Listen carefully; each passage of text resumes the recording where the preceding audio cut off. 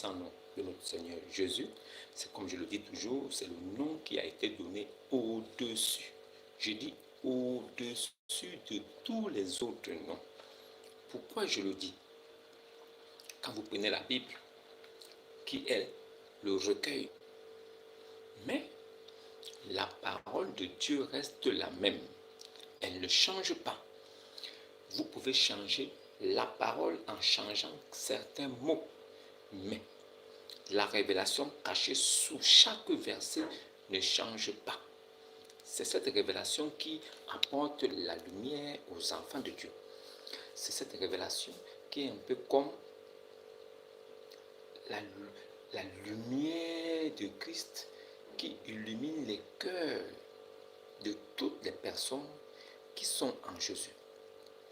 Si vous croyez que Jésus est mort sur la croix, alors vous avez résolu l'équation qui vous permet de passer d'esclave à fils de Dieu. Ce n'est pas tout le monde qui a ce privilège de croire que Jésus-Christ est mort sur la croix. Certains disent que non, Jésus-Christ n'est pas mort. Jésus-Christ n'est pas mort. Mais le Coran dit que tous les musulmans doivent placer leur foi et leur confiance en le vivant. Le Coran ne dit pas placez votre confiance au vivant. Non. Placez votre confiance en le vivant. Celui qui est vivant au siècle des siècles, c'est Jésus-Christ. Il est le seul qui est vivant au siècle des siècles. Il est le seul qui s'est manifesté avec la toute-puissance de Dieu. Il est le seul qui a manifesté les signes et les prodiges venant de l'Éternel. Tout cela pour que les hommes sachent que c'est lui qui est Dieu, mais qui est venu comme un homme. Pourquoi le nom de Jésus-Christ fait polémique? Pourquoi? À cause de Jésus, il y a des débats qui sont nés sur la divinité de Jésus-Christ. Pourquoi il n'y a pas de débat sur la divinité de Muhammad? Pourquoi il n'y a pas de débat sur la divinité de Ibn Abi Kabsha? Pourquoi il n'y a pas de débat sur la divinité de Moïse? Pourquoi il n'y a pas de débat sur la divinité d'Abraham? Pourquoi il n'y a pas de débat sur la divinité de Dieu lui-même? Mais pourquoi le débat se focalise sur la divinité de Jésus? Pourquoi s'interroge-t-on et voudrons savoir et voudrons-nous savoir si Jésus est Dieu? Mais si Jésus est un homme comme les autres, mais pourquoi la question se pose toujours? Et c'est cela qui cause la rupture et la séparation entre les religieux et les croyants en Jésus. Les croyants en Jésus sont des fils de Dieu. Ils sont l'image de Jésus-Christ. Ils sont la représentation parfaite du Fils unique de Dieu qui est venu pour mourir et racheter son peuple. Voilà pourquoi il a dit, il n'est pas venu pour abolir les psaumes, les prophètes. Il n'est pas venu pour ça. Il n'est pas venu pour abolir la loi. Mais il est venu pour accomplir ce qui avait été dit de lui par les prophètes. Les prophètes avaient dit que Dieu viendra lui-même. Les prophètes avaient dit que l'Éternel se déplacera et viendra lui-même. Les psaumes et les prophètes et le livre d'Ésaïe annonçaient déjà que l'Éternel devait venir. Et aucun homme sur la terre n'avait la révélation de savoir comment est-ce que l'Éternel devait venir. Alors, l'Éternel devait venir. Mais comment? Alors, l'Éternel devait s'envoyer lui-même. Parce que le peuple d'Israël, ce peuple choisi de Dieu, devait savoir alors que l'Éternel s'est envoyé lui-même. C'est de ça qu'il est question. Alors, il devait avoir des signes et des prodiges miraculeux pour prouver aux hommes et à ceux qui ont vécu en ce temps-là que l'Éternel était là. Alors, les choses qui ne se sont jamais accomplies par la main d'un homme se sont accomplies par la main de Jésus-Christ. Jésus-Christ lui-même, étant le Fils unique de Dieu, il était le tabernacle où résidait l'Esprit Saint.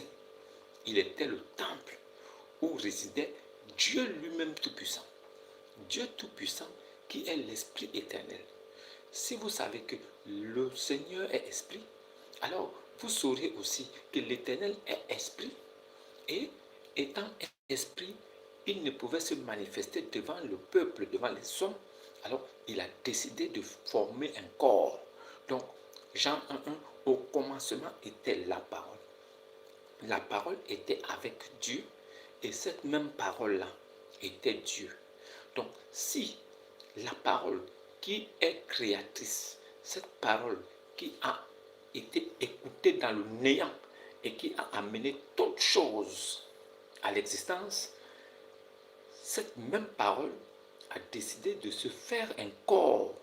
Et c'est ce corps-là qui est chair. Voilà pourquoi on dit la parole s'est faite chair. Et cette parole-là qui s'est faite chair, la parole qui était au commencement, qui était avec Dieu et qui était Dieu, cette parole qui est divine, alors a formé un corps humain chair.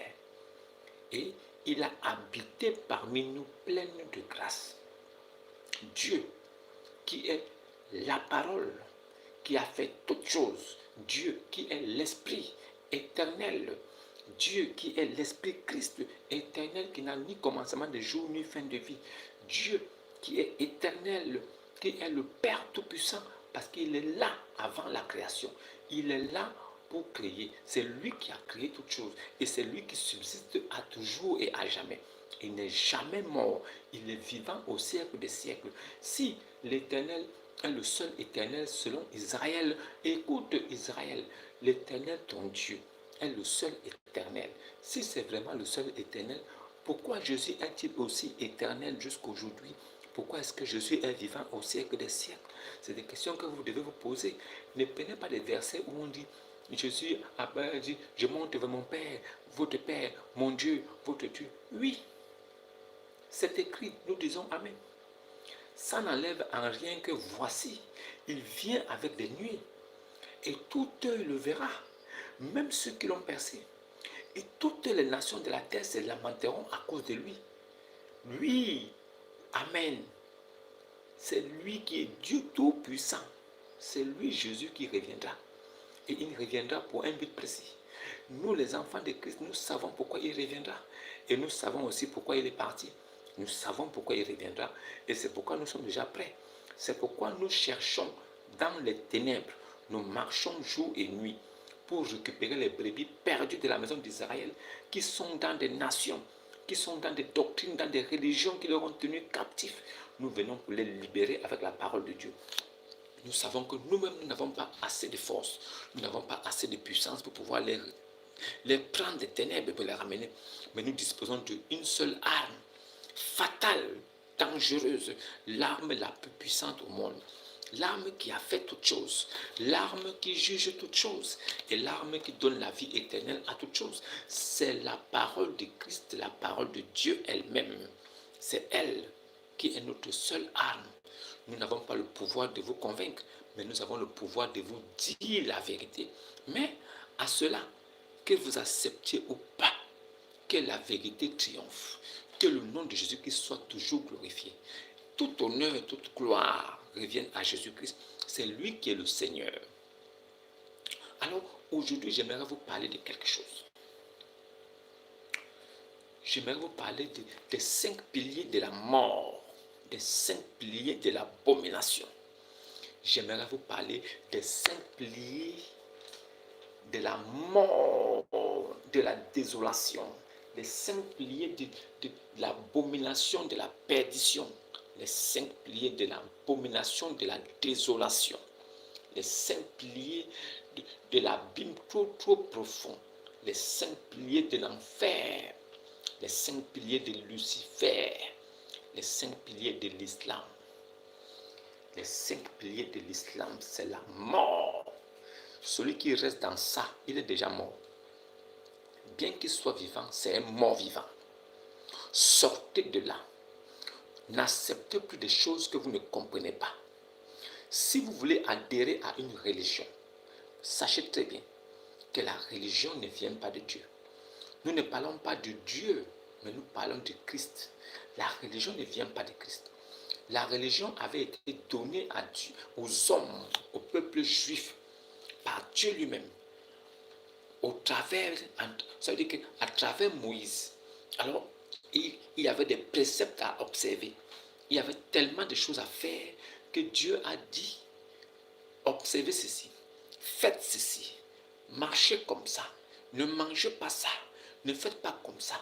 C'était les obligations à observer que Dieu lui-même avait données au peuple d'Israël pour attendre la venue de son Fils unique qui devait poser ses pieds sur la terre des hommes.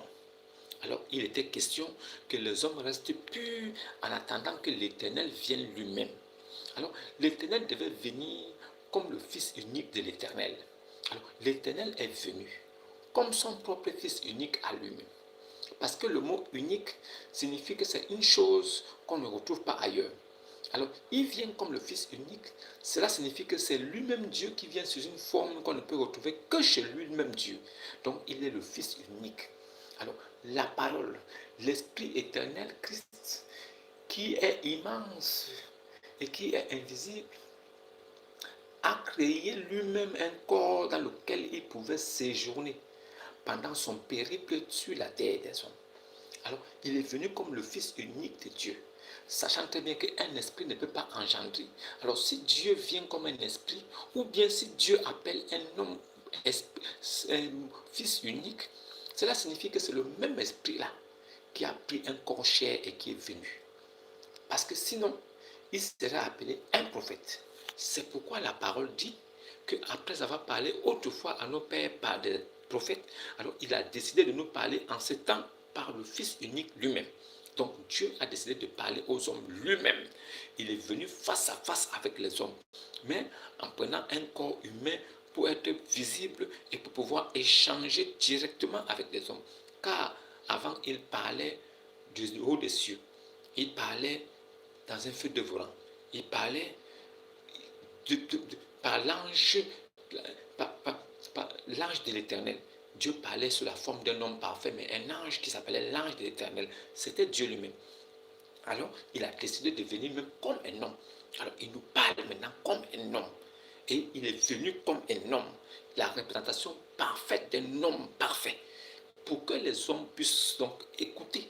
Mais Jésus étant venu, il leur a dit que cette portion de l'écriture qui annonçait que Dieu devait venir s'accomplir aujourd'hui, il a fermé le rouleau d'Ésaïe et il s'est assis. Il a commencé à les regarder. Ils ont dit blasphème. Tu es fou. Donc tu veux nous dire que Dieu là, l'Esprit éternel, immortel, le Père Tout-Puissant, c'est lui qui est là assis comme un homme. Jamais. C'est ce qui s'est passé. Un scandale de l'an 0, l'an 33, c'est le même scandale aujourd'hui en l'an 2023-2000, c'est le même scandale. Parce que qui peut croire, car ces paroles sont dures à avaler. Mais il n'y a que des enfants de Christ qui peuvent avaler cela. C'est pourquoi nous avalons ça. Et nous disons Amen. Aujourd'hui, nous parlons des 5 piliers de l'islam. Les 5 piliers. Les Juifs se réclament de Moïse. Et quand vous parlez aux Juifs, ils vous disent que oui, Moïse est venu avec la loi, avec la Torah. Et la Torah dit ceci, dit ceci. Voilà les miracles que Moïse a fait au nom de Jéhovah, au nom de l'Éternel, au nom de Elohim. Moïse est venu, il a accompli des prodiges extraordinaires. Moïse est venu, il a montré au monde entier que Dieu était tout puissant et qu'il était le véritable et qu'il était réel. Il y a des gens dans des religions qui adorent des dieux mais qui ne sont pas réels. Il y a beaucoup de dieux sur cette terre, mais des dieux qui n'ont jamais rien fait. Alors, si tu adores un Dieu qui n'a jamais rien fait, qui n'a jamais prouvé qu'il est vivant, alors ce n'est pas de la faute. de celui qui adore le Dieu vivant. Vous ne pouvez pas nier que Dieu s'est manifesté puissamment par son Fils unique.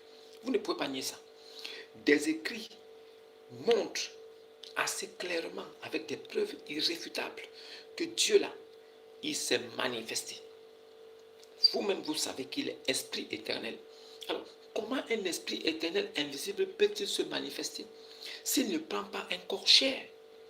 Pour qu'un esprit se manifeste devant les hommes et devant tout l'aspect physique, il faille qu'il prenne une forme physique.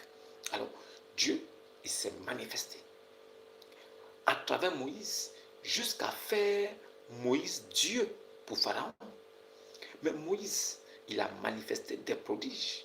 Et en face des peuples égyptiens et du Pharaon, même les enfants d'Israël étaient témoins des œuvres par lesquelles Moïse a assujetti tout le royaume d'Égypte et de Pharaon. Parce qu'il leur a montré la puissance de Dieu. Et eux aussi, ils ont cru. Mais Dieu avait endurci le cœur de Pharaon pour qu'il ne croit même pas. C'est pourquoi tous les prodiges et tous les miracles qui avaient été opérés n'ont pas pu séduire Moïse. Parce que Dieu lui-même, il avait déjà endurci le cœur de Moïse. Et si aujourd'hui, les prodiges que nous faisons au nom de Jésus n'arrivent pas à séduire, et même la parole n'arrive pas à captiver et à ouvrir l'esprit à tous ceux qui disent que Jésus n'est pas Dieu, qu'est-ce que nous pouvons faire? Puisque Dieu lui-même, il a décidé de permettre à certaines personnes d'accepter cette parole et il a refusé aussi que certaines personnes l'acceptent. C'est comme Moïse, nous ne pouvons pas, malgré tous les miracles qu'il a fait, nous ne pouvons pas convaincre Pharaon. Pharaon ne pouvait pas être convaincu parce que Dieu avait endurci son cœur. C'est la même chose que nous vivons aujourd'hui. Nous, quand nous parlons de Christ, nous nous réclamons comme chrétiens parce que nous disons que Jésus est venu comme Fils unique de Dieu. Il a accompli des miracles extraordinaires et nous pouvons croire en lui par rapport aux miracles qu'il a accomplis. Donc nous avons une preuve aussi palpable, comme les Juifs. Les Juifs ont la preuve que Dieu est réel à travers la puissance que Moïse a démontrée. Nous, les chrétiens, nous avons la preuve irréfutable aussi que Dieu est réel et qu'il est le véritable à travers la puissance que a manifesté Jésus-Christ, Fils unique de Dieu. Moïse a manifesté la puissance en tant que le prophète le plus puissant de Dieu. Moïse a manifesté la puissance de Dieu en tant que le prophète le plus puissant de Dieu. Jésus a manifesté la puissance de Dieu en tant que le Fils unique de Dieu. Et cela pour que les gens sachent que le Dieu que vous allez prier et que vous prierez en esprit et en vérité, il est vraiment le véritable. Alors, ceux qui se réclament d'une religion appelée l'islam, qu'est-ce que votre Dieu a manifesté et à travers qui il l'a fait pour que vous puissiez suivre cette religion aujourd'hui comme des personnes qui sont aveugles et sourdes? Comment pouvez-vous suivre une religion dont le Dieu n'a jamais manifesté des prodiges évidents? Comment pouvez-vous suivre une divinité qui n'a pas créé la terre, qui n'a pas créé l'homme, mais qui se réclame d'être un Dieu mineur, lunaire? C'est pourquoi tout ce que vous faites, tous vos rites et vos rituels sataniques sont liés à la lune. C'est pourquoi vous associez tout ce que vous faites à la lune. Dans vos mosquées, sur vos mosquées, nous trouvons des demi-lunes. Le ramadan, c'est à partir de la lune. Tout ce que vous faites, c'est la lune. Et nous, nous savons cela. Mais Lat, la déesse Lat, la déesse la déesse là. Parce que tous les musulmans adorent une déesse lunaire mineure qui est appelée là. Dieu là. La déesse là, c'est la déesse de l'Aphrodite. C'est la déesse de l'Aphrodite, du sexe, qui est là pour régler les problèmes sexuels, les problèmes de procréation, mais qui n'est pas le Dieu Tout-Puissant, parce que le Dieu Tout-Puissant s'est manifesté à travers deux personnes. À travers Moïse d'abord, les hommes ont découvert que Dieu est véritable à travers Moïse, et Jésus est venu confirmer cela. En tant que le Fils unique, il a manifesté aussi la toute-puissance de Dieu. il a révélé aux hommes que Dieu est réel. Maintenant, les gens qui sont venus 600 ans plus tôt, plus tard, 600 ans plus tard, ils viennent nous dire que le Dieu des Juifs qui a dit que celui-ci est mon fils bien-aimé, en qui j'ai mis toute ma confiance. Écoutez-le donc, ce Dieu qui avait parlé devant la face de tout Israël, pour que Israël ait la confirmation que Jésus n'est pas un usurpateur, que Jésus n'est pas un imposteur, mais qu'il est la représentation physique, visible du Dieu invisible qu'on n'a jamais vu. Cette voix qui s'est fait entendre a convaincu l'audience. Les gens ont donc su que l'Éternel s'est envoyé. Maintenant, Jésus étant vivant sur la terre comme un homme, alors il mangeait, il buvait, il faisait toutes choses. Mais la preuve encore évidente qu'il n'est pas un homme, c'est qu'il est né sans rapport sexuel. Ça, c'est de un. De deux, il n'a jamais péché. De trois, il est mort et ressuscité, élevé au ciel. Mort, ressuscité, élevé au ciel. Il siège à la droite du Père. Il est donc assis aux cieux à côté de Papa. Donc, si le Coran confirme que Jésus n'est pas mort et qu'il a été élevé au ciel et que la Bible l'avait déjà dit, cela signifie que c'est la vérité. Maintenant, en ce qui concerne le Al-Quran, ceux qui suivent le prophète de ce livre, que dont lui-même n'a jamais écrit, nous savons avec des preuves irréfutables que Muhammad ibn Abi Kabsha, de son vrai nom, Abu al-Qasim, de son nom en langue française, n'a jamais écrit un Coran. Il n'a jamais laissé un Coran pour que le peuple arabe puisse lire et continuer à observer les commandements de Allah. C'est le calife Ousmane, 205 ans plus tard, qui est venu maintenant commencer donc à écrire les hadiths. Et c'est à travers les hadiths que les musulmans se sont repérés, parce qu'ils étaient déboussolés. Le Coran n'expliquait rien du tout. Le Coran n'expliquait pas la shahada, le pèlerinage à la Mecque. Le Coran n'expliquait même pas les cinq, on appelle ça quoi? La zakat. Le Coran n'expliquait pas la shahada, qui est le tawhid, en réalité, n'expliquait pas la zakat, qui est le monde légal, qui est une dîme exigée, obligatoire, qui se pratiquait même avant l'islam. C'est-à-dire que le Coran n'explique même pas le pèlerinage à la Mecque. Le Coran n'explique pas ça. Le Coran n'explique pas le carême ramadan, le jeûne de 30 jours. Ça n'existe pas dans le Coran. Ce n'est pas écrit. Ce sont les hadiths de Al-Bukhari.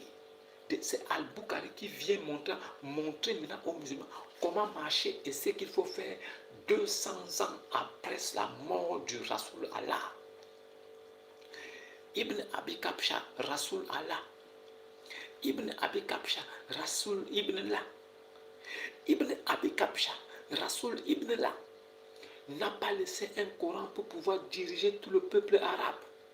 Il a fallu que 205 ans plus tard arrive Ibn Bukhari. Ibn Bukhari, c'est lui qui vient montrer maintenant aux musulmans ce qu'il faut faire et les prières qu'il faut faire.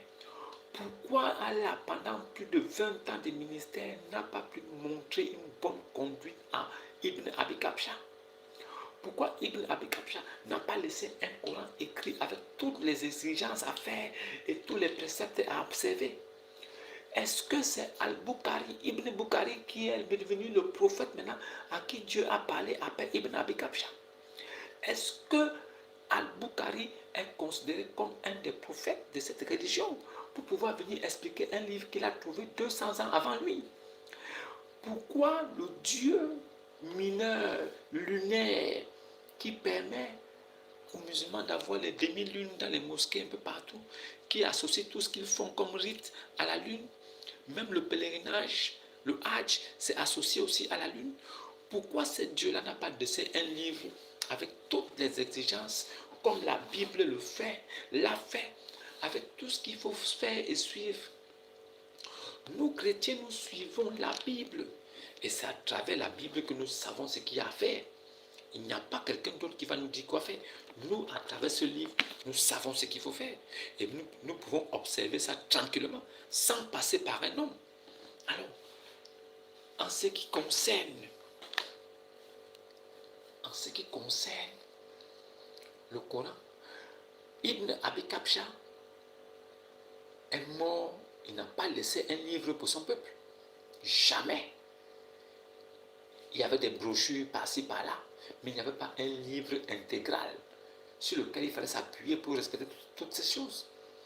C'est quand le calife Ousmane est venu qu'il a regroupé certains recueils, pas recueil, il a regroupé certains morceaux, il a recollé, et il a unifié donc un seul Coran, mais un Coran qui n'était pas parfait.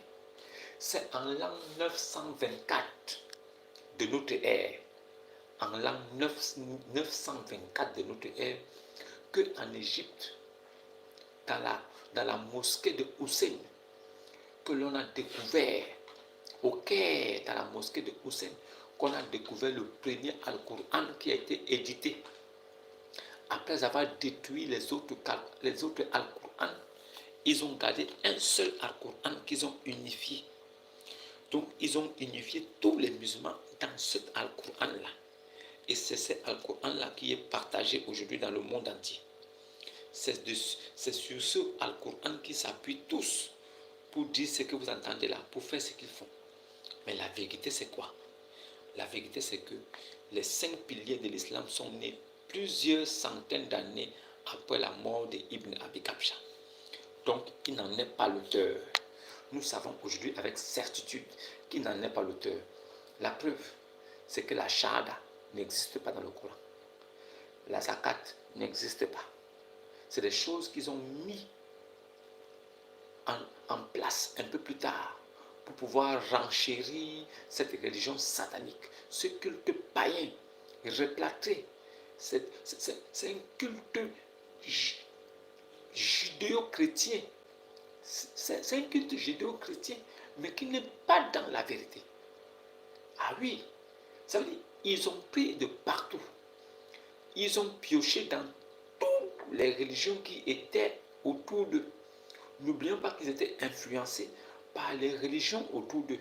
Alors, c'est autour d'eux qu'ils ont pioché pour fabriquer ce que vous entendez aujourd'hui qu'on appelle islam. Islam qui vient de salam. Salam, salut. Ils disent que c'est le salut. Donc, c'est le livre du salut. Islam. Islam, c'est la mort. L'islam, c'est la mort. Je vais énumérer ici les 5 points.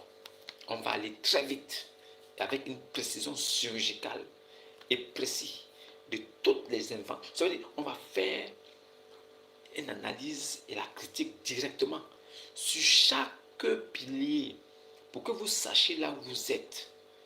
Pour les musulmans à 2 balles qui ne connaissent pas le Coran, alors ce sera pour vous une preuve assez claire et évidente pour vous permettre de connaître dans quoi vous êtes.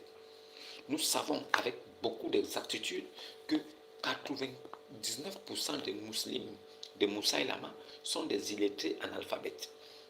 C'est la raison pour laquelle cette religion, ce culte satanique prospère.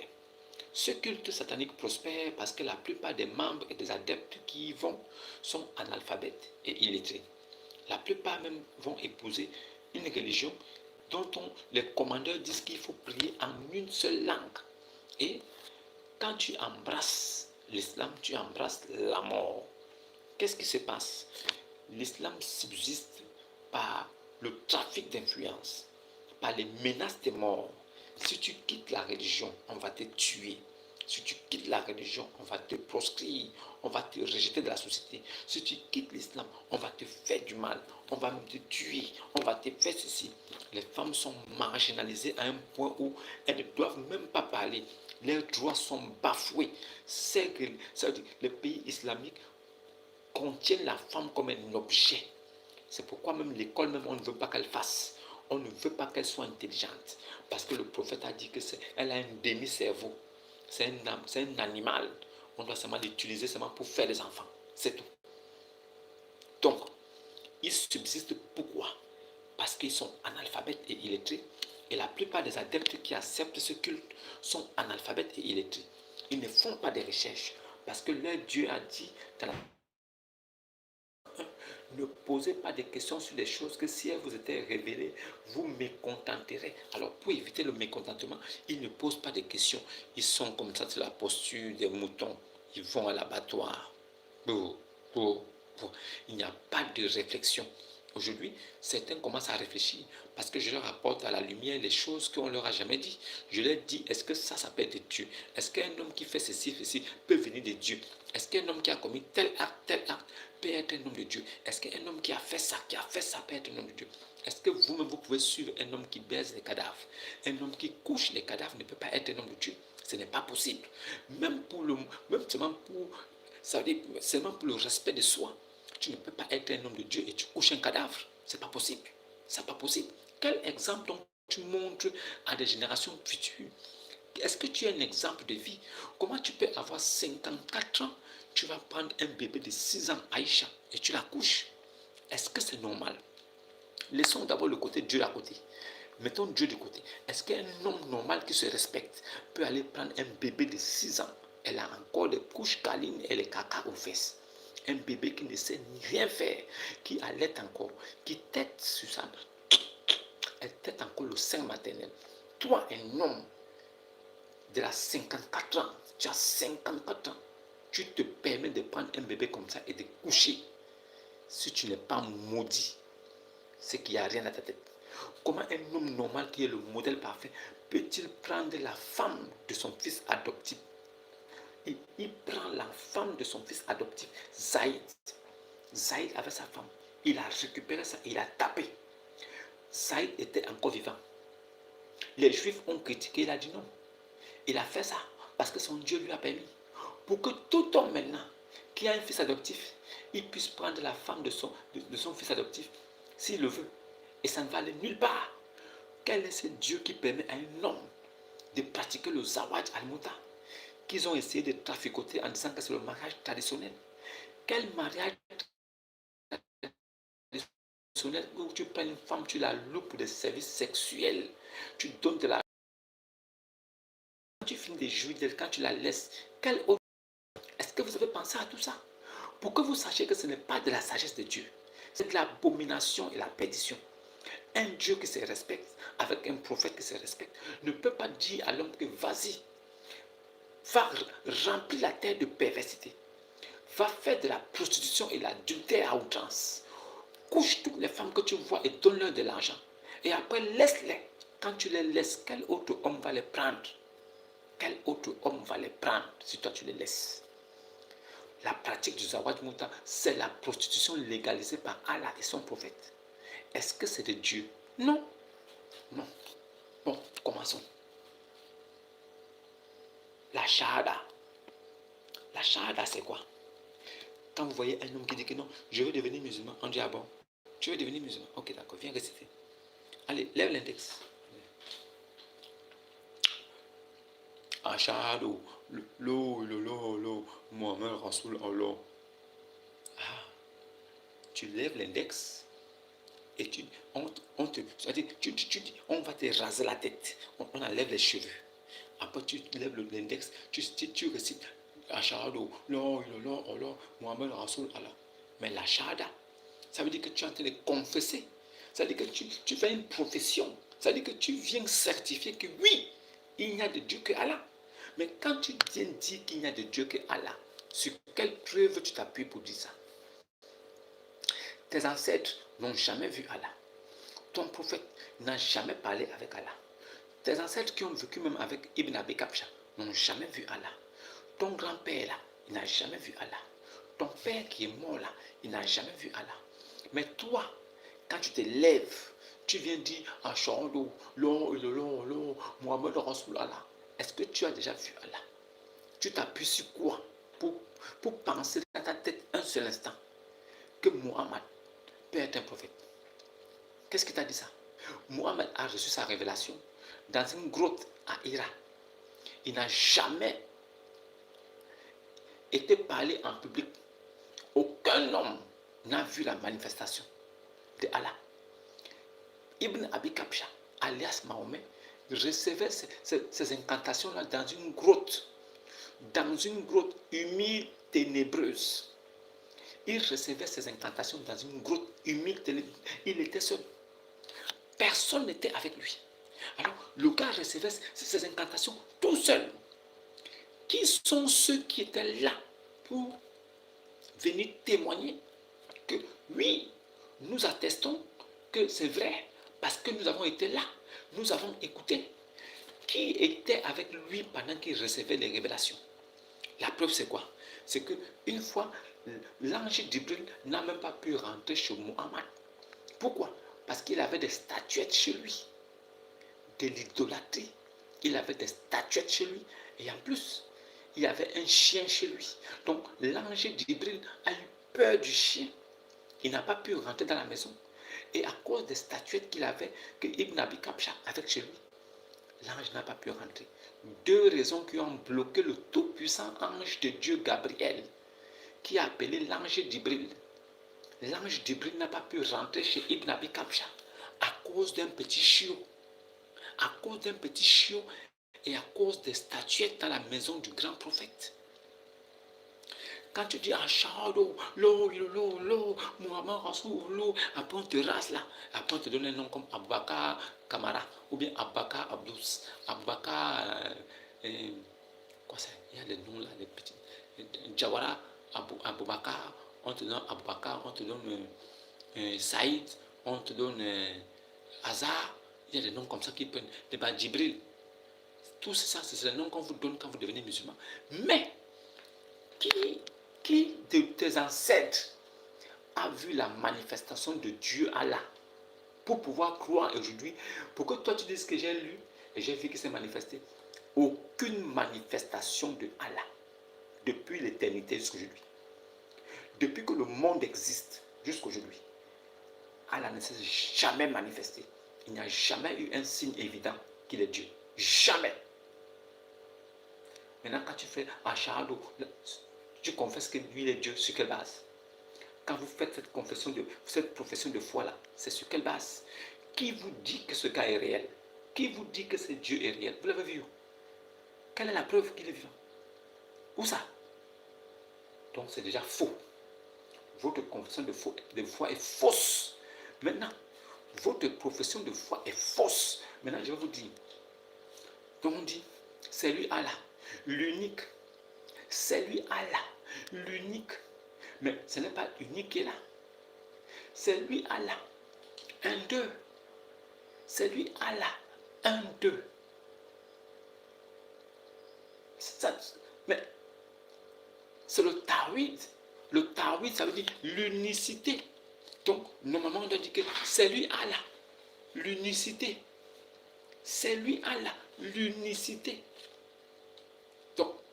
Donc Allah, si c'est vraiment Allah qui est le seul Dieu, pourquoi donc mettre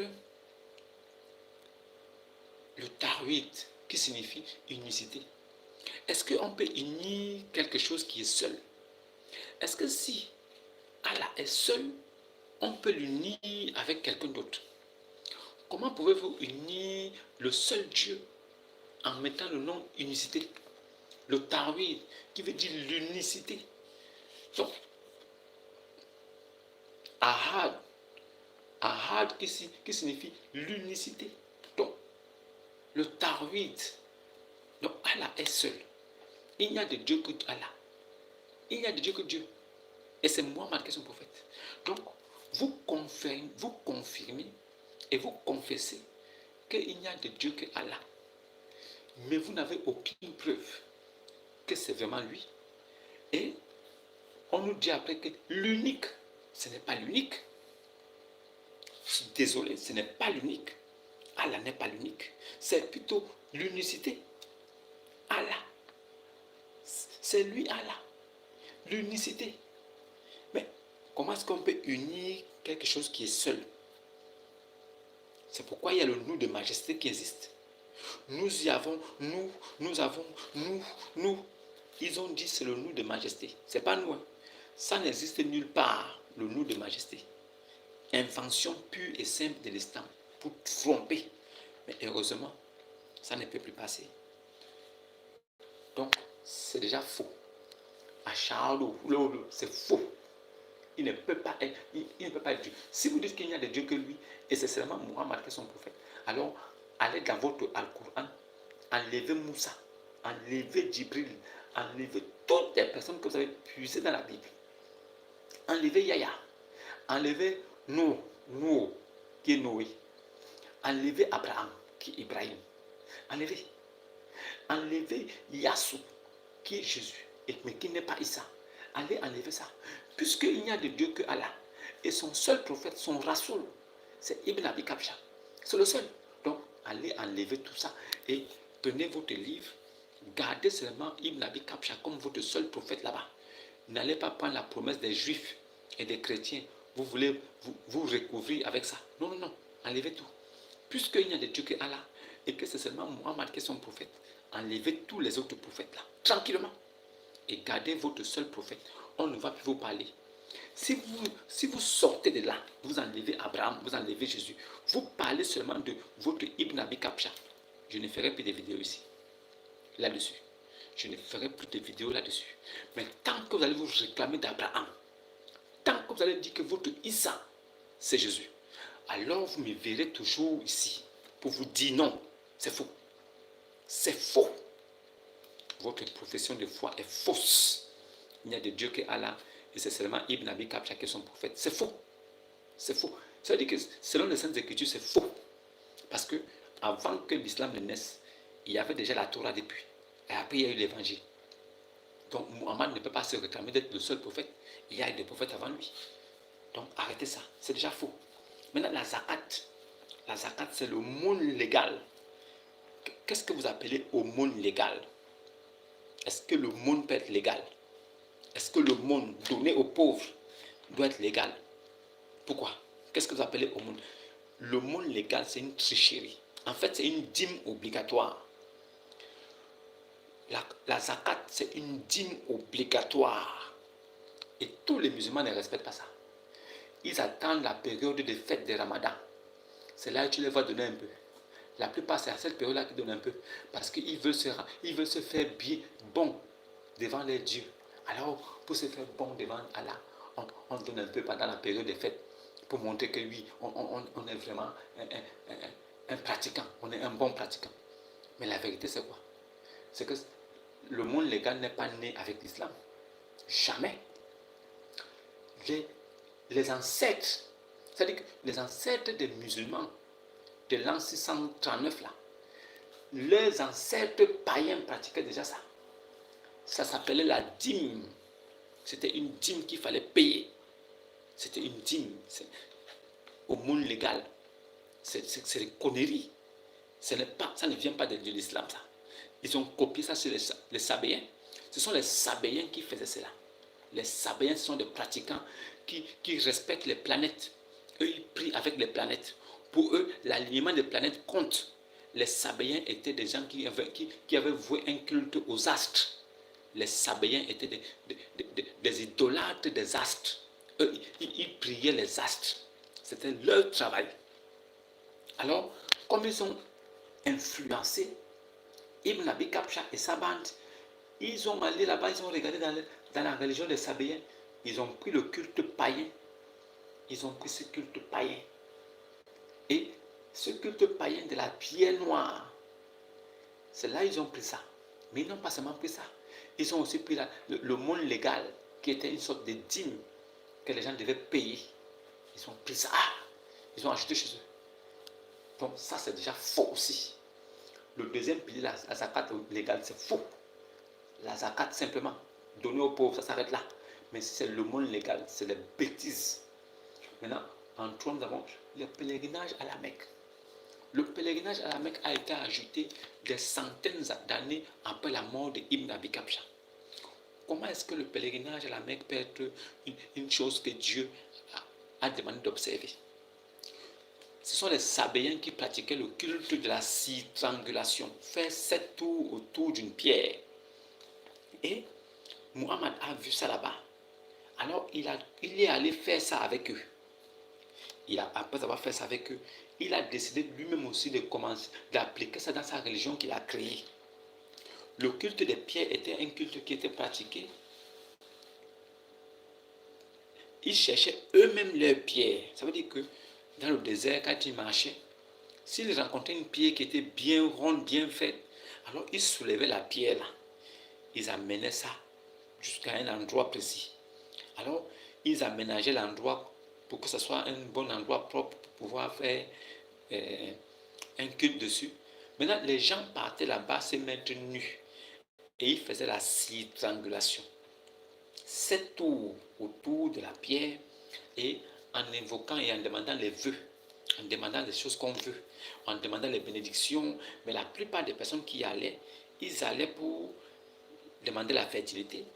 Certains allaient pour demander des enfants, la fécondité. Certains allaient pour aller régler les problèmes d'impuissance. Maintenant, quand ils faisaient une de faire tout ça, si, quelque temps après, ils se rendaient compte qu'ils n'étaient pas exaucés, alors ils prenaient ces cailloux-là, ils partaient jeter. Et ils allaient chercher un autre caillou pour le remplacer. Et ils refaisaient la même chose. Jusqu'à ce qu'ils trouvaient un caillou qui pouvait exaucer. Donc, eux, ils faisaient quoi? C'était un au hasard, c'était le hasard. C'est-à-dire qu'on prend un caillou, on fait les structurations, tout ça. Pendant ce temps, maintenant, on continue à faire nos choses comme avant. Si il y a une coïncidence, une circonstance favorable qui fait qu'on se retrouve en train de faire un enfant, alors on considère que c'est parce qu'on a changé le caillou et que le nouveau caillou qui est là est venu. Ce nouveau caillou qui est venu, c'est lui qui est puissant, qui nous a permis d'avoir l'enfant. Alors on garde encore le caillou plus longtemps. La plupart de ceux qui faisaient la circangulation ont copié ça sur les Sabéens. Ce sont les Sabéens qui ont montré la circangulation. Ce sont ceux-là qui vouent des cultes. Ils sont des religieux. Ce sont des religieux. Eux, ils prient des astres. Eux, ils font des cultes pour les astres. C'est ça. Maintenant, Ibn Abi Kabsha est allé copier ça là-bas. Quel intérêt d'aller prendre dans une autre religion des choses, des païens, et ajouter ça dans sa propre religion et dire que ça vient de Dieu? Qu'est-ce qui vient de Dieu? Le caillou que vous voyez là à la Kaaba, là, le caillou noir là qui ne donne aucune force là, que Oumar lui-même avait dit que toi caillou, tu n'as aucune puissance, tu ne viens même pas du ciel. Si je n'avais pas vu l'apôtre de Dibril t'embrasser, je ne t'aurais jamais embrassé. Tu n'as ni bonté, ni bénédiction, ni malheur. Tu es un caillou banal. C'est parce que Ibn Abi Kabsha avait embrassé le caillou que tous ceux qui le suivaient, là, ces soldats, ont fait la même chose. Mais la réalité reste la même. Ce caillou était impuissant. Jusqu'aujourd'hui, ce caillou est impuissant.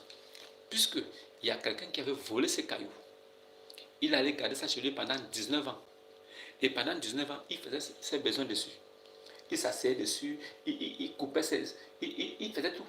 Il utilisait cette pierre-là comme une table. Alors il faisait tout ce qu'il voulait dessus. Cette pierre-là ne s'est jamais défendue.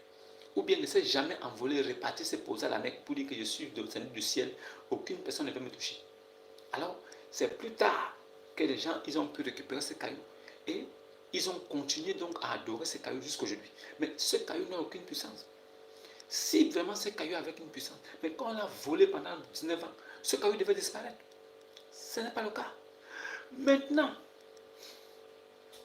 ce caillou banal qui n'a aucune puissance là, les musulmans payent de l'argent, ils dépensent des moyens pour aller là-bas faire pèlerinage.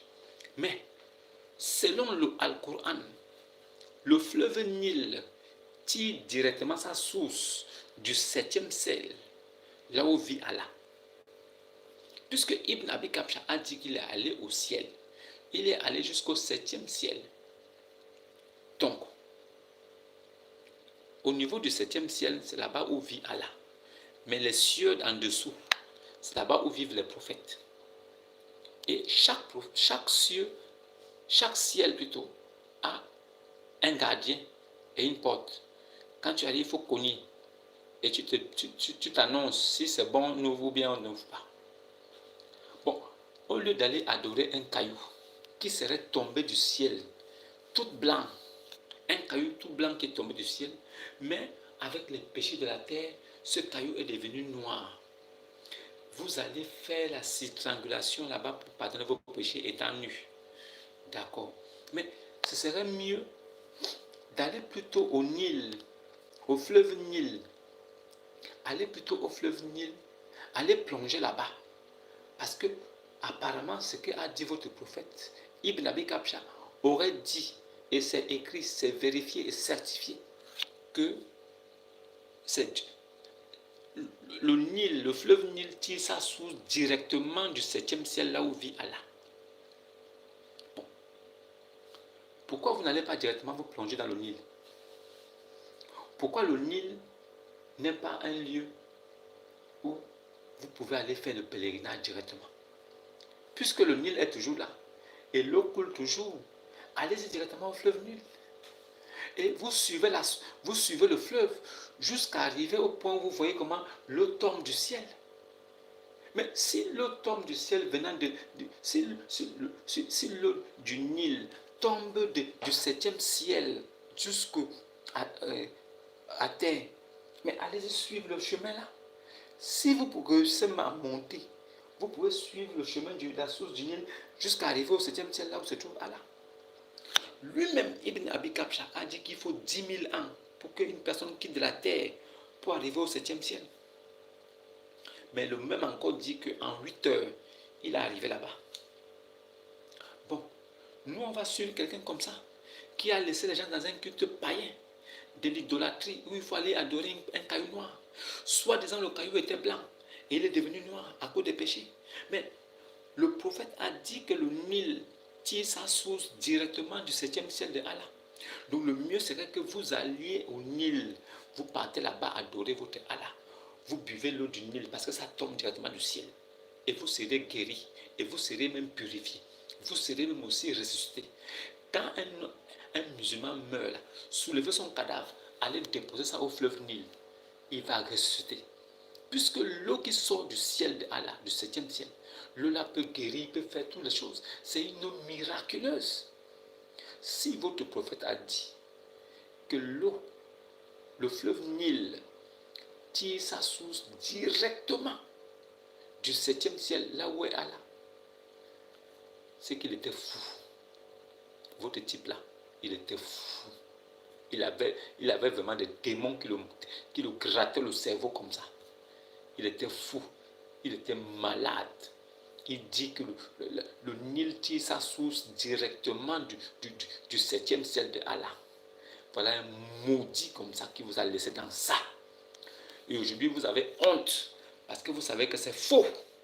Si vous essayez d'aller au Nil et vous ouvrez votre Alcoran, ce livre maudit, pour dire que non, Allah a dit que le fleuve Nil tire sa source directement du septième ciel. Et voilà pourquoi nous sommes là.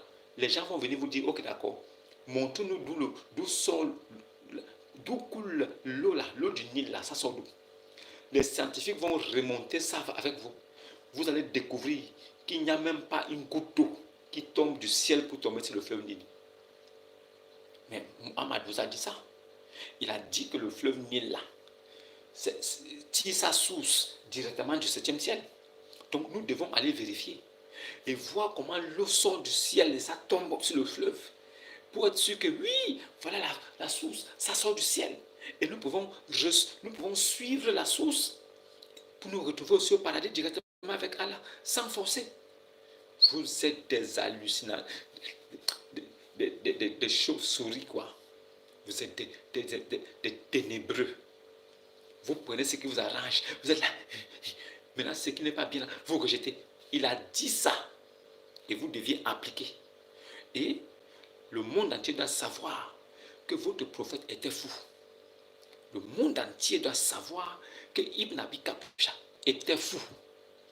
Si vraiment le fleuve Nil tire sa source du septième ciel du paradis de Allah, nous devons tous quitter l'Afrique noire et aller nous installer à côté du fleuve Nil. Comme ça, au moins chaque minute, à chaque fois, nous partons nous rincer le visage avec l'eau du Nil. Ah, l'eau qui vient de Dieu, l'eau qui sort du septième ciel, l'eau qui tire sa source du septième ciel de Allah. Tu pues ça, tu bois. En même temps, tu sais que tu es propre.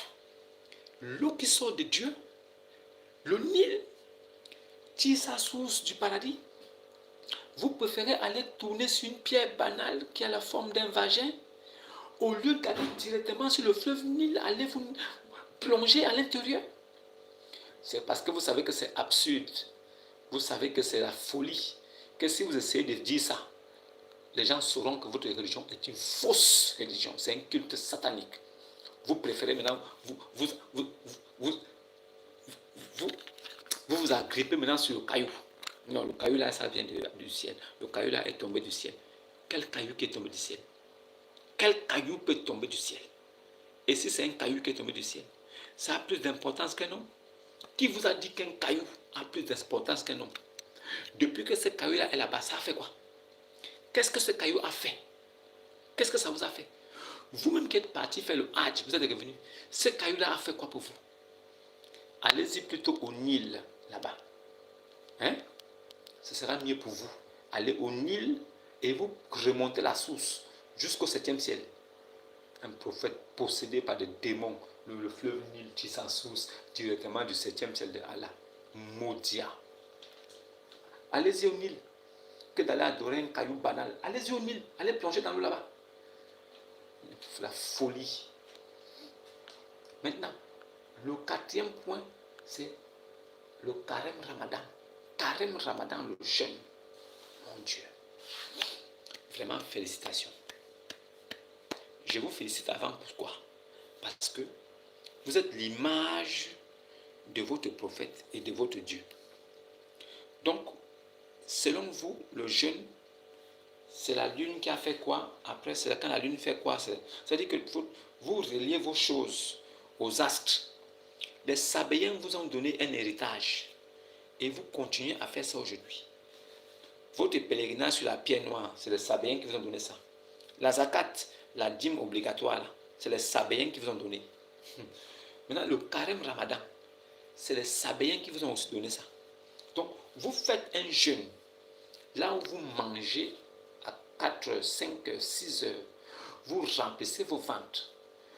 Vous buvez de l'eau, du lait, des boissons énergisantes, vous buvez les vitamines. Maintenant, quand le ventre est rempli, vous êtes là debout comme des femmes enceintes, le ventre ballonné. Alors vous vous levez maintenant, vous crachez maintenant. Dès que le soleil sort, non, je suis en jeûne. Je suis en jeûne. Tu es en quoi? Je suis en jeûne.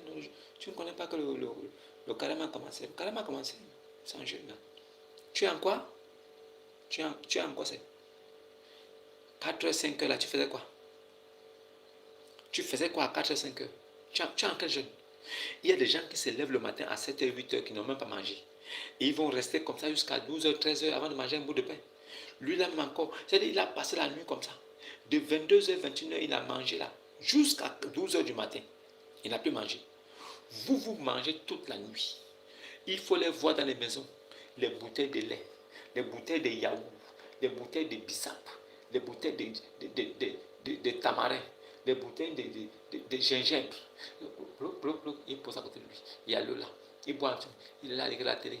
Il boit un peu. Il prend le jus, il boit un peu, il dépose.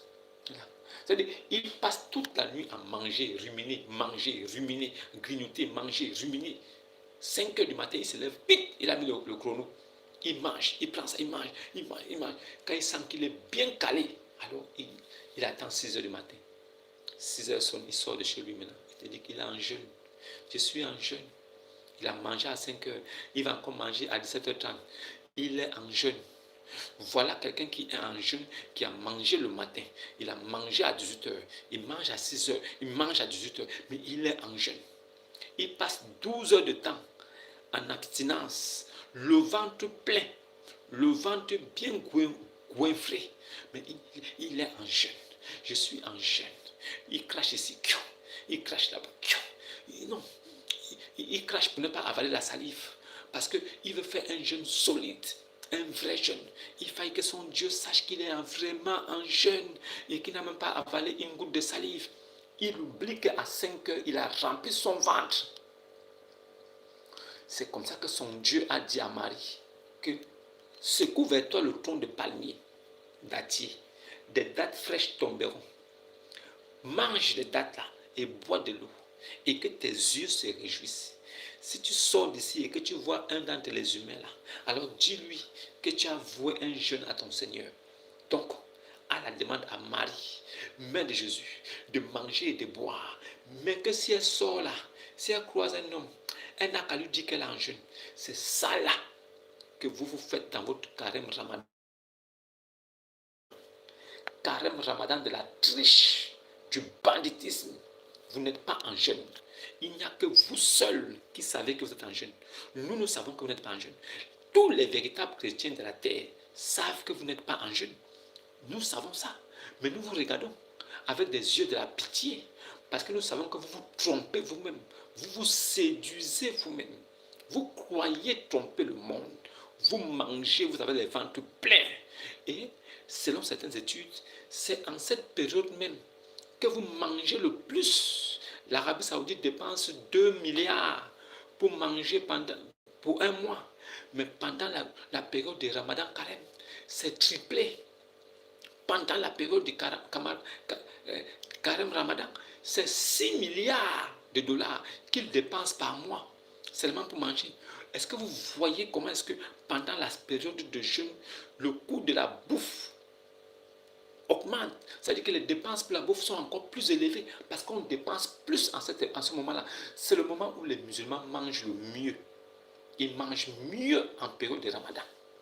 Ce n'est même pas une période d'abstinence, c'est plutôt une période de fête, de table.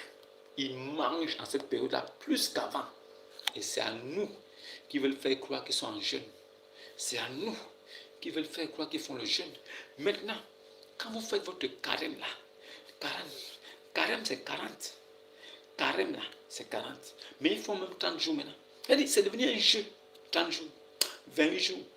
Leur dernier carême là, c'était 28 jours. Voilà. Tu vois, ce sont eux-mêmes qui commandent le nombre de temps qu'ils doivent faire dans ça. Preuve que Dieu n'est pas dedans. Si c'est 40 jours, ça veut dire que chaque année c'est 40 jours.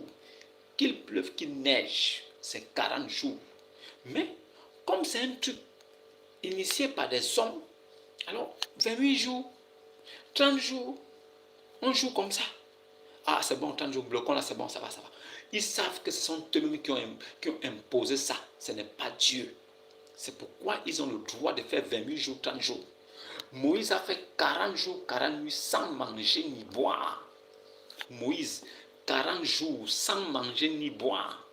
Vous mangez le matin, vous mangez à 18h, vous mangez le matin, vous mangez à 18h et vous dites que vous faites le même jeûne que Moïse a fait. Ça ne suffit pas.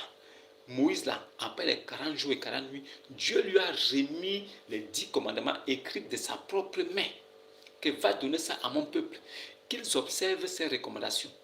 Vous, quand vous finissez de faire votre carême, qu'est-ce que Dieu vous donne comme recommandation pour le monde? Qu'est-ce qu'on vous donne pour dire que allez-y me donner ça aux hommes, pour que les hommes sachent que Dieu a dit ceci? Après votre carême de 40 jours, 40 nuits, sans manger ni boire, selon vous, qu'est-ce que Dieu vous a dit pour le peuple? Quelles sont les révélations que nous devons savoir? Zéro. Zéro. De la supercherie, abusif, du mensonge, de la tromperie. Il n'y a rien de bon dedans. Carême de merde. Vous tuez les moutons pour rien. Et dans carême là, il faut tuer mouton. Dans mouton là, on l'a pêché. Alors qu'on était marché autour de la pierre. En même temps, le Nil est là-bas. Allez-y tous plonger au Nil. C'est moi-même qui vous donne un conseil. Allez plonger au Nil. Votre prophète a dit que le Nil, là, il tire sa source directement du 7e ciel du paradis de Allah. Allez-y là-bas. C'est mieux que d'aller faire la triangulation autour d'une pierre banale inutile.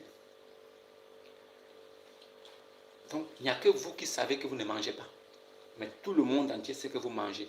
Donc, ce n'est pas un jeûne. C'est un régime alimentaire que vous faites. En fait, vous vous privez pendant 12 heures d'intervalle. Vous mangez au début des 12 heures, vous mangez après les 12 heures. C'est-à-dire vous mangez comme ça. C'est un jeûne équilibré. En même temps aussi, ça vous permet d'avoir une bonne hygiène de vie. Voilà, ce n'est pas mauvais. Normalement, ce n'est pas un carême, ce n'est pas un jeûne. Mais c'est un régime alimentaire. Vous faites un régime alimentaire, mais vous venez à la face du monde dire que le carême a commencé, le jeûne, l'abstinence, alors que c'est un régime alimentaire. Mais vous savez que vous mangez 2 fois par jour sur 24 heures. Sur 24 heures, vous mangez 2 fois. Mais vous dites que vous vous privez pendant 24 heures. Bravo. Donc, vous mangez 2 fois dans l'intervalle de 24 heures. Vous venez dire au monde entier que vous vous privez pendant 24 heures. Bravo.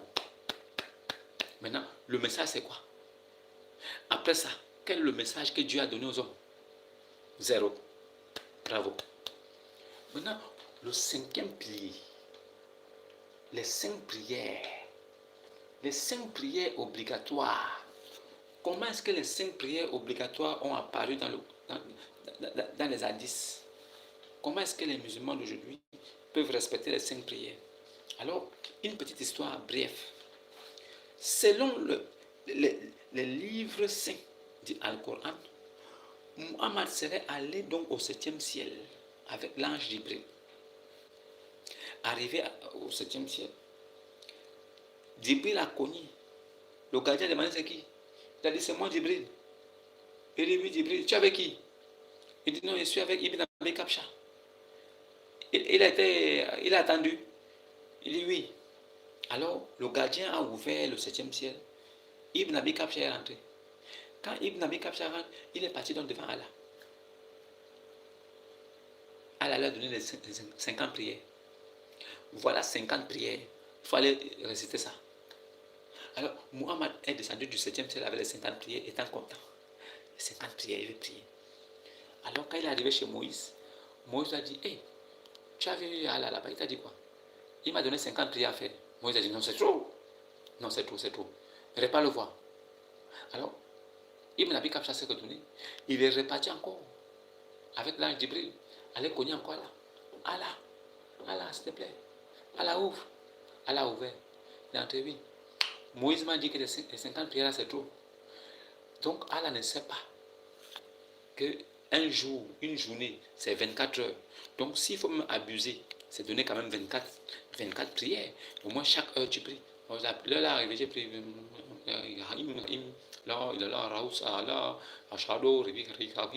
Après, ça fait 5. Après, encore, tu attends. La prochaine heure, encore. Allah Akbar. D'accord. Rahim. Après, paf. Tu attends encore la prochaine heure. Ça devait être 1 heure par heure sur 24 heures. Ça fait 24 prières. Allah n'est pas omniscient. Il n'est pas omniprésent, omnipotent. Il n'est rien de tout ça. Sinon, il aurait su que sur l'espace de 24 heures, tu ne peux pas prier 50 fois. Il aurait su ça. C'est Moïse qui se joue maintenant les dieux pour dire à Ibn Abi Kabsha que ne voudrait pas le voir. Allah a dit, ok, d'accord, j'enlève 10, repas. Voilà Mohamed qui ressort maintenant du 7e ciel. Il a 40 prières. Alors dès qu'il croise encore Moïse, il t'a dit quoi? Bon, non, il a enlevé 10. Il m'a donné 40. Moïse dit non, c'est trop. Repas voir ce gars, tu lui demandes de diminuer. Alors voilà, Ibn Abi Kabsha qui repart tranquillement voir. Voilà. Oui, rentre. Ah, c'est survenu de la part de Moïse. Moïse dit que c'est 40, c'est trop. C'est Moïse qui dit ça. Ah bon? Bon, j'enlève 10 encore. Tu attends, c'est bon, oui. Ok. Ibn Abi Kabsha reçoit le 7e ciel. Il n'est pas encore chez Moïse au 6e ciel. Alors Moïse lui dit, ah, tu veux comment? Il dit, oh, non, j'ai là diminué, c'est 30. Moïse dit, non, 30 c'est trop. Non, c'est trop. Repas voir ce type-là. Demande de diminuer encore. Alors voilà, Ibn Abi Kabsha qui ne pas encore. Il va voir Allah. Oui, m'a donné 30 prières, c'est trop. Hein. C'est Moïse qui a dit que c'est trop. Donc Allah lui-même ne connaît pas que c'est trop. Allah qui est omniscient, omnipotent, omniprésent, il ne connaît pas que c'est trop. Donc il donne 30. Maintenant, il est surpris. Ah, c'est trop. Hein. Ok, d'accord, bon, je mets à 20. Bon, voilà, Ibn Abi Kabsha qui ressort maintenant de chez Allah. Il repart, il croise Moïse au 6e ciel. Moïse dit, c'est comment? Ça s'est bien passé là-bas. Il a fait comment? Oh non, il m'a donné 20. Moïse, non. 20, c'est trop haut aussi. Je ne vais pas avoir ce type là qui diminue. C'est Moïse maintenant qui donne les commandements, qui commande au ciel. Il dit, je ne vais pas le voir, il n'a qu'à lui dire de diminuer ça. Et voilà, Ibn Abi Kabsha qui ne va pas voir. Voilà. Ibn Allah, je suis revenu. C'est Moïse qui est fâché. Il dit, non, tu m'as donné 20, c'est trop. Il faut diminuer. Ah bon? Ok, d'accord. J'enlève encore 10. C'est bon maintenant, non? 10, c'est bon, non? Bon, vas-y. Voilà. Ibn Abi Kabsha sort maintenant là-bas. Oh, il est satisfait. Oh, j'ai maintenant 10 prières seulement. Voilà qui part. Oh, les 10 prières. Oh non, c'est... Oui, Moussa. Bon, c'est bon, je suis en train de descendre sur la terre là-bas. Il t'a dit quoi pour les prières? Non, il a enlevé 10. Il reste combien? Non, il m'a dit 10. Non, non, non, non, non, non. C'est trop. Je ne vais pas voir ce type-là. Tu dis qu'il n'a encore enlevé encore. Voilà, Ibn Abi Kabsha qui n'est pas encore maintenant encore Allah. Ibn là, toi qui es omniscient, omniposant, omnipotent, tu ne connais même pas qu'il faut donner 5 prières. Comment tu peux commencer par 50 pour finir jusqu'à 10? Omniscient, omnipotent, c'est toi qui as créé toutes choses. Tu sais bien que tu vas diminuer, mais tu commences par 50. Oui, omniscient, omnipotent, omnipotent, je suis venu. C'est Moïse qui dit que non, ce que tu m'as donné de 10, ça c'est trop. Ah bon, c'est trop? Bon, 5 maintenant. Voilà, il sort maintenant là-bas avec 5 prières. Vous voyez, 5 prières. Les Sabéens faisaient 5 prières par jour. Il y avait des communautés avant l'islam, à la période pré-islamique, qui pratiquaient 3 prières par jour. D'autres faisaient 5 prières obligatoires. C'était obligatoire. Mais il y avait des religions qui faisaient 3. Il y avait des religions qui pratiquaient 5. Mais Mohammed est allé copier ça, c'est le Sabéen, il a rappelé. Il a mis ça dans son livre. C'est devenu aujourd'hui comme un pilier de l'islam. Il faut faire 5 prières. Voilà Mohammed maintenant qui dit à Moussa. Moussa, il a diminué, il a mis à 5. Moussa dit, c'est bon maintenant. Tu peux maintenant partir. C'est Moussa qui commande, qui dit, tu peux maintenant partir. Alors, il descend maintenant sur la terre avec les 5 prières. Il vient imposer ça. Pourquoi si les 5 prières font partie des 5 piliers de l'islam, pourquoi les chiites et les sunnites ne font pas le même nombre de prières par jour? Pourquoi les autres font 5 et les autres font 3?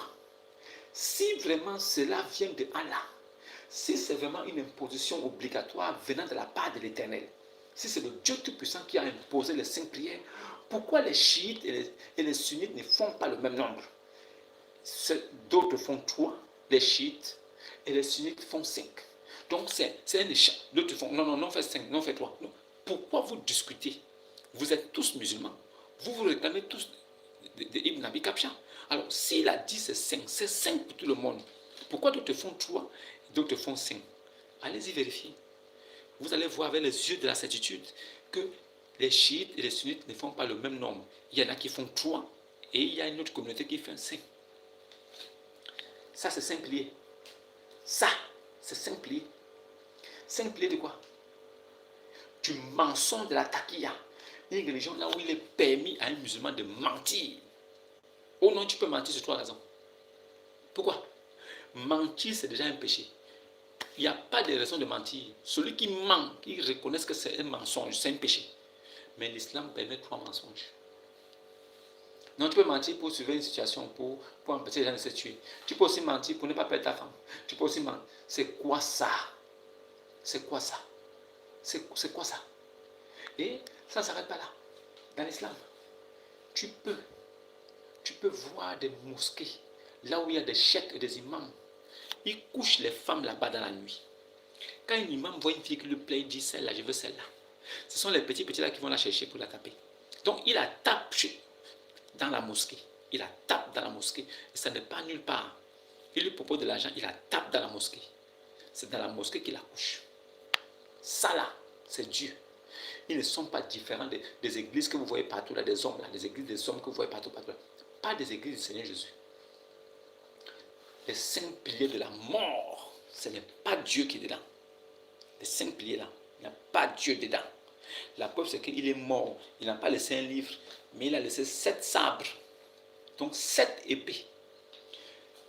Un envoyé de Dieu qui est venu pour annoncer la parole de Dieu sur la terre. Il meurt. Il laisse 7 épées. 7 épées. Donc voilà l'héritage qu'il lui a laissé à ses gens. Aujourd'hui, ce sont les mêmes qui disent qu'ils sont dans la région de vérité.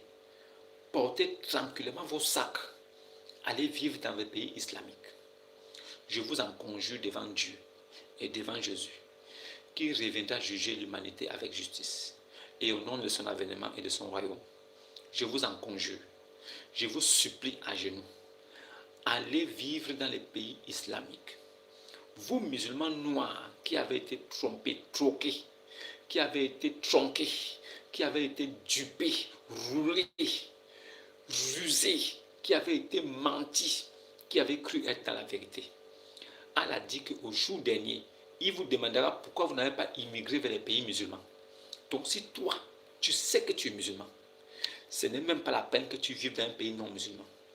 Porte ton sac, va déjà t'installer dans un pays arabe musulman et vis là-bas. Comme ça, le jour où Allah va te rappeler à lui, au moins toi, tu aurais vécu dans le pays de l'islam. Tu seras peut-être sauvé. Vous préférez fuir vos pays islamiques, venir vivre dans les pays laïques, là où toutes les religions sont permises, et là où le nom de votre Dieu n'est pas crié à haute voix dans les rues. Vous venez dans les pays où le nom de votre Dieu n'est pas crié à haute voix dans les rues. Vous venez créer vos mosquées là-bas. Et vous voulez que les gens vivent sur dans ça. Restez plutôt dans vos pays avec vos mosquées. Criez le nom de votre Dieu Allah dans les rues. Ceux qui vont voir que c'est le véritable Dieu, ils quitteront leur pays pour venir s'installer avec vous là-bas. Vous allez l'adorer là-bas en esprit et en vérité, en physique et en acte. Vous allez l'adorer là-bas en physique et en acte. Vous allez l'adorer là-bas pour que tout le monde entier sache que vous êtes vraiment des grands croyants. Laissez les pays laïcs, laissez les pays qui ne respectent pas l'islam, laissez les pays qui ne sont pas arabes. Vous serez jugé en langue arabe. Allah va vous juger en arabe. Il vous fera réciter toutes les sourates là en langue arabe. Vous allez vous défendre comment? Puisque quand vous priez, vous faites des incantations en langue arabe. Après, vous parlez maintenant en français. Après, c'est le français. Maintenant, quand vous avez fini de faire vos prières maintenant en arabe, comme vous êtes incapable de parler la langue arabe pour faire vos prières, vous faites maintenant vos prières en langue de vos langues maternelles. Vous faites maintenant vos prières en langue que vous parlez couramment, pour que votre Dieu comprenne ce que vous dites. Mais si votre Dieu est omniscient, omnipotent, pourquoi vous ne pourriez pas prier en une langue de votre choix? Priez en la langue que vous voulez. Mais votre Dieu est omniscient, omnipotent, il va comprendre. Est-ce que tu as besoin d'aller épouser la langue d'un autre peuple? Devenir maintenant comme un esclave de ce peuple? Non. Prie ton Dieu en toutes les langues que tu veux. Prie ton Dieu en français, en langue anglaise, en espagnol, en langue maternelle, ta langue paternelle. Prie ton Dieu en toutes les langues que tu veux. Il va t'écouter. Il est omniscient, omnipotent, omniprésent. Il est le Tout-Puissant. Pourquoi te concentres-tu sur une langue que tu ne maîtrises même pas la grammaire, même pas l'orthographe? Pourquoi tu te concentres sur une langue que tu ne comprends pas, que tu ne parles même pas aussi? Mais tu récites seulement des choses dont la compréhension t'échappe. Tu ne comprends pas, mais tu récites. Sur quelle base? Quelle est la compréhension de ces choses? Comment peux-tu être dans une religion dont tu ne comprends pas le fondement? On te dit que non, pour mieux comprendre, il faut que tu parles en arabe. Pourquoi? Pourquoi pour comprendre une religion, il faut que je sois arabe? Donc si je ne suis pas en arabe, si je ne parle pas l'arabe, si je ne comprends pas l'arabe, je ne peux pas comprendre cette religion. Alors qu'est-ce que tu fais là-bas? Qu'est-ce que tu fais dans une religion où tu ne comprends pas l'arabe? Qu'est-ce que tu fais dans une religion où tu ne comprends pas la langue? Tu seras toujours trompé. Tu seras trompé parce que tu ne comprends pas la langue. Par contre, si tu comprends la langue, alors tu pourras comprendre réellement et parfaitement la chose. C'est pourquoi, aujourd'hui, 87% des musulmans ne comprennent même pas ce qu'ils récitent eux-mêmes. Ils ne comprennent même pas ce qu'ils disent eux-mêmes. Parce qu'ils ne parlent ni la langue, ils ne comprennent ni la langue. Ils n'écrivent même pas. Ils sont perdus. Ils pensent que c'est en récitant qu'ils seront exaucés. Ils croient que ce sont des récitations qui vont les rapprocher de Dieu. Mais ils récitent en une langue qu'ils ne comprennent pas. Mais ils font des demandes en leur langue maternelle. C'est quoi ça? C'est une imposition. C'est une sorte d'imposition de domination venant de la part du pays du sable. Ressaisissez-vous et réveillez-vous.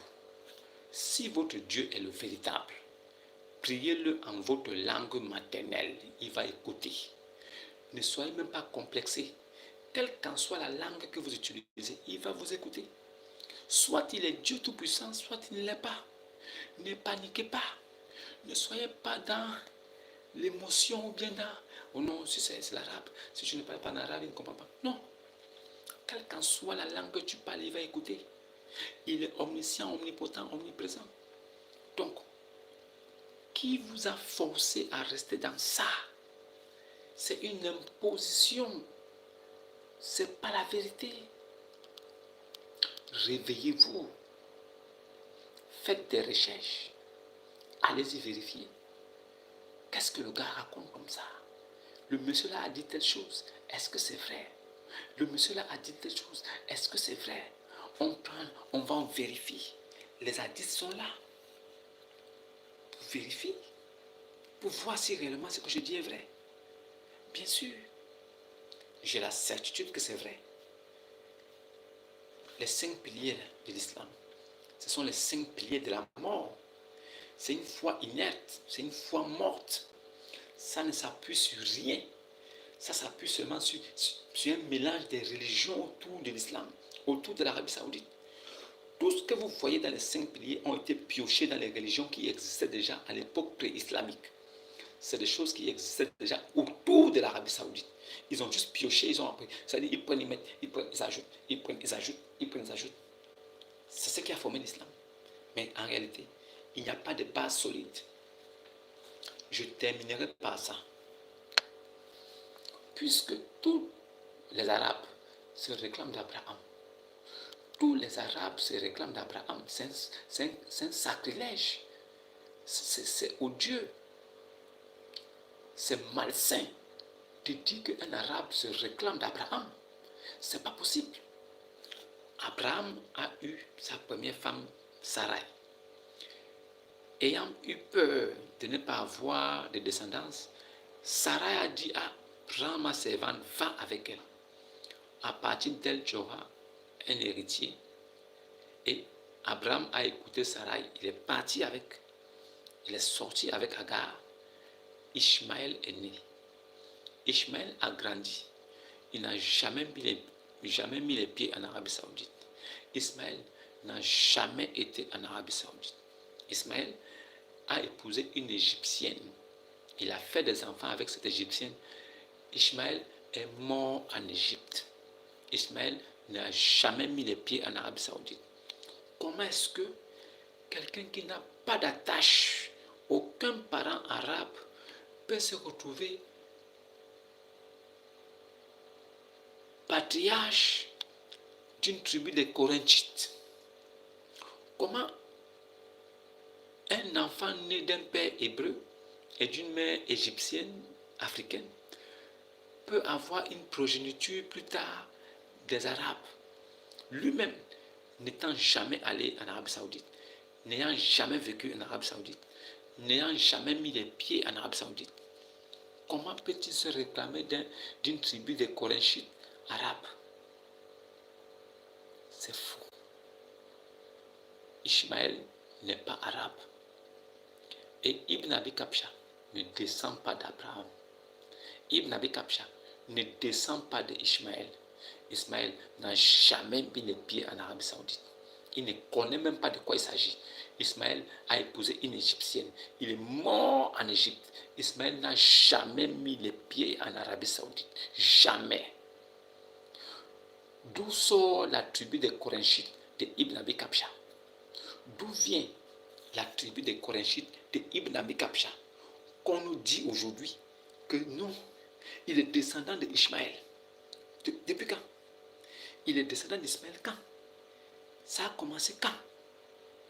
Apportez-moi ici les preuves de la généalogie de Ibn Abi Kabsha, commençant depuis Ismaël jusqu'à Al-Muttalib, Abdallah et Ibn Abi Kabsha, Abu Al-Qasim. Je dis, vous, musulmans, qui allez suivre cette première, apportez-moi ici la généalogie du prophète Ibn Abi Kabsha, commençant depuis Ishmaël, Abraham, Ishmaël, jusqu'à Al-Muttalib, son grand-père, son père Abdallah, et lui-même Ibn Abi Kabsha. J'ai juste envie de voir ça. Ou bien donnez-moi une référence, je vais aller vérifier pour me rassurer que c'est vrai.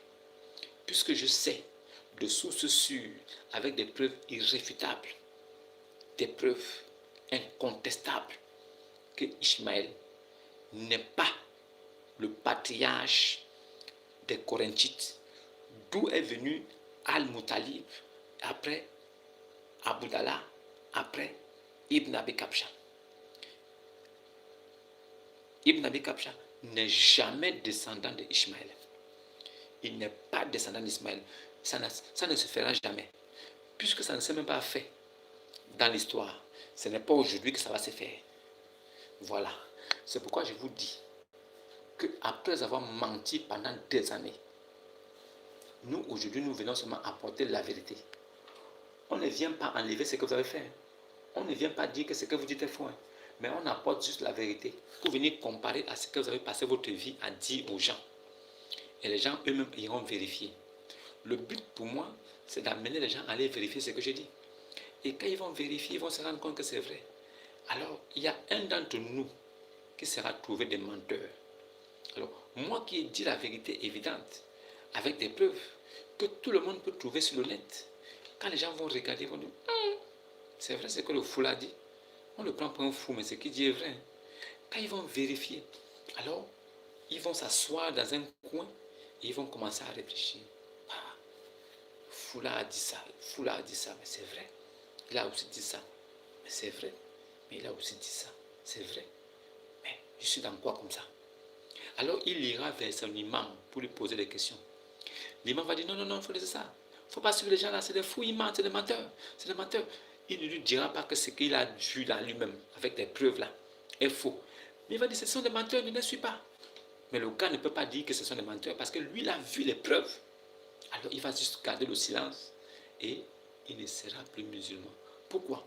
Parce que la sourate 5, verset 101 ne pourra plus s'appliquer à lui. Que ne posez pas de questions, ne faites même pas de recherches sur les choses que si elles vous étaient révélées, vous mécontenterez. Alors lui, il a commis l'erreur en allant faire des recherches et en cherchant à savoir la vérité. En même temps, il a désobéi à son livre. Il n'est plus musulman.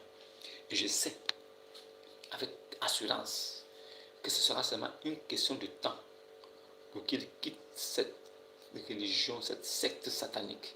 Il partira de là-bas doucement, sans même que son imam ne s'en rende compte, sans même que ses frères ne s'en rendent compte, parce qu'il aura découvert la vérité. Et toutes les personnes qui découvrent la vérité sortent de l'islam. Toutes les personnes qui découvrent la vérité quittent l'islam. Ça, je le sais. Voilà pourquoi je suis confiant. Et c'est pourquoi je me bats toujours pour vous apporter ici des preuves irréfutables. Je vous apporte des preuves que quelqu'un ne peut pas contester.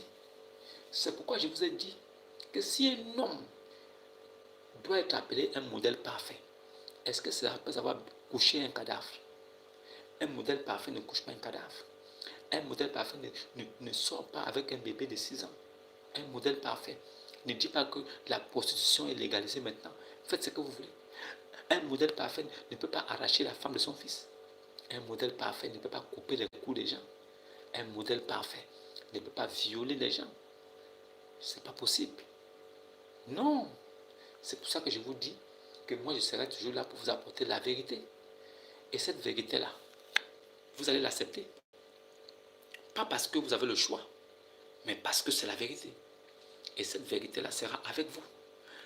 Partout où vous allez mettre les pieds, cette vérité sera là comme une censure qui va vous ronger, sucer le sang. Et à chaque fois, vous serez irrité. Oh, ça, oh, mais oh, oh là. En même temps, vous allez jeter un coup d'œil pour dire, mais lui là, il a dit ça. Bon, allons vérifier quand même. Dès que tu commets l'erreur de taper ton téléphone ou bien ton ordinateur pour vérifier quelque chose, tu n'es plus musulman.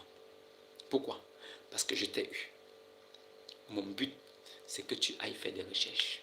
Je te pousse à bout pour que tu ailles regarder, vérifier.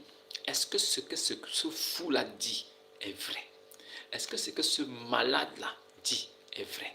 Mais dès que tu tapes dans ton téléphone ou bien dans ton ordinateur, tu vois les preuves, les références sont là. En même temps, tu dis, waouh, est-ce qu'un homme normal peut faire ça? Toi-même, en tant qu'humain, rempli de bonne conscience et de bon sens, est-ce que tu trouves normal qu'une personne comme toi et qui se dit être venue de la part de ton Seigneur puisse faire une telle atrocité, puisse commettre une telle abomination? Est-ce que vraiment il est venu de Dieu? Est-ce qu'il était vraiment le messager de Dieu? C'est la question que je veux que vous vous posez à travers ce que je dis de votre type là. Aujourd'hui, nous savons clairement que lui-même, il a dit que son âme va reposer entre les mains de Jésus, qui est un homme comme lui, un prophète comme lui. Pourquoi il n'a pas dit que son âme va reposer entre les mains de Moussa? Si vraiment Moïse l'a vraiment aidé au paradis, au point de l'aider à quitter de 50 prières à 5 prières, mais il pouvait dire que son âme va reposer entre les mains de Moussa. Ça devait être clair. Mais son âme va reposer entre les mains de Yassou, Jésus, qui va revenir juger l'humanité. Mais pourquoi il n'a pas dit que c'est Moussa qui va revenir juger l'humanité? Est-ce qu'il ne connaissait pas Moussa? Il a vu Moussa au ciel. Pourquoi Moussa ne revient pas? Mais pourquoi c'est Yassou, Jésus, qui revient? Posez-vous la question. Et pourquoi il a dit aussi que aucun d'entre vous ne peut hériter le ciel grâce à ses bonnes œuvres, à moins que Dieu ne lui fasse miséricorde de la grâce, à moins que Dieu ne lui fasse miséricorde et grâce. Pourquoi? Posez-vous ces questions. Saïd Al-Bukhari, tome 2, page 3448. Saïd Al-Bukhari, tome 2, page 3448. 4, page 871, hadith. Saïd Al-Bukhari, tome 4, page 871, hadith 64-67. Allez-y vérifier. Allez-y vérifier. Vous allez comprendre qu'il vous a laissé dans un travail à faire. C'est ce qu'on appelle la religion. Des choses à faire, des actes à poser pour plaire à une divinité. Il vous a laissé dans quelque chose que faites comme ça, marchez comme ça, regardez comme ça, faites comme ça. Après lui-même, il a confessé de sa bouche que tout ça était inutile. Dans les hadiths, on voit clairement que lui-même, il renie tout ce qu'il vous a donné. Et il s'est retourné vers le vrai Dieu pour dire que voilà ce qu'il faut faire. Mais vous refusez de croire parce que vous pensez que votre livre là, c'est la vérité. Ça n'engage que vous. Si vous pensez être plus intelligent que votre prophète, ça n'engage que vous. Si vous pensez être plus clair et plus sage que votre prophète, ça n'engage que vous. Si vous passez votre temps à dénigrer, à diffamer votre prophète vous-même, en disant que vous là, vous êtes plus intelligent que lui, ça n'engage que vous. Mais moi, à chaque fois que vous allez vous montrer plus intelligent et plus sage que votre prophète, je prendrai ce que vous avez dit et je prendrai ce que votre prophète a dit. Je vais confronter ça pour que le monde entier sache que vous-même qui pensez, eux qui ont pensé que vous défendez leur religion, vous êtes même plutôt dangereux parce que vous montrez au monde que vous êtes plus intelligent que le modèle parfait. Si vous êtes plus intelligent que le modèle parfait de l'islam, alors l'islam n'existe plus. Parce que vous, attardé mental, illettré analphabète, vous qui vous mettez dans les réseaux sociaux devant la face du monde, dire que le nom de Dieu c'est l'éternel. Un homme comme ça, avec une acuité intellectuelle de 2%, qui vient se jouer les gogozo, les kokoko, devant son prophète, pour dire que non, le prophète était con. C'est lui maintenant qui connaît. Le prophète a dit que son âme va reposer entre les mains de Jésus. Lui vient dire que Jésus n'est pas Dieu. C'est Allah qui est Dieu. Mais si Jésus n'est pas Dieu et que c'est Allah qui est Dieu, pourquoi Muhammad ibn Abi Kabsha n'a pas dit que son âme va reposer entre les mains de Allah? Pourquoi il n'a pas dit que son âme va reposer entre les mains de Allah? Pourquoi il dépose entre les mains de Jésus? Réfléchissez. Réfléchissez. Si vraiment Allah était Dieu, Ibn Abi Kabsha, alias Mahomet, devait dire que son âme va reposer entre les mains de Allah. Mais plutôt, il a dit que son âme va reposer entre les mains de Yassou Jésus. Pourquoi? C'est des questions comme ça que vous devez vous poser. C'est des questions comme ça qui vont vous affranchir, qui vont vous libérer. Même si votre Dieu dit qu'il ne vous posez pas de questions, moi je vous dis posez-vous des questions. Il n'y a que comme ça que vous serez libérés. Voilà. Aujourd'hui, cette vidéo était pour vous parler des 5 piliers de la mort et vous dire en même temps que tout ça n'est que baliverne et bêtise. Alors, ce n'est pas parce que j'ai levé mon index au ciel en disant l'eau, Mohamed Rasoulullah, en même temps je suis devenu une autre personne. On m'enlève les cheveux, après on me donne un nom musulman. Ça fait quoi? Est-ce que ma nature a changé? Est-ce que c'est parce que j'ai porté un autre nom que ma nature a changé? Qui vous a dit ça? On vous dit c'est en esprit et en vérité. Vous ne pouvez pas comprendre. Restez dans ça. C'est pas grave. Restez dans ça, hein. Vraiment, bon courage. Restez dans ça. Sur ce, portez-vous bien et laissez-moi vos avis en commentaire. Si vous aimeriez que je fasse une vidéo sur quelque chose que vous ne connaissez pas, alors laissez votre préoccupation. Je vous répondrai. Shalom, bonne nuit et bonne fin de week-end et à demain.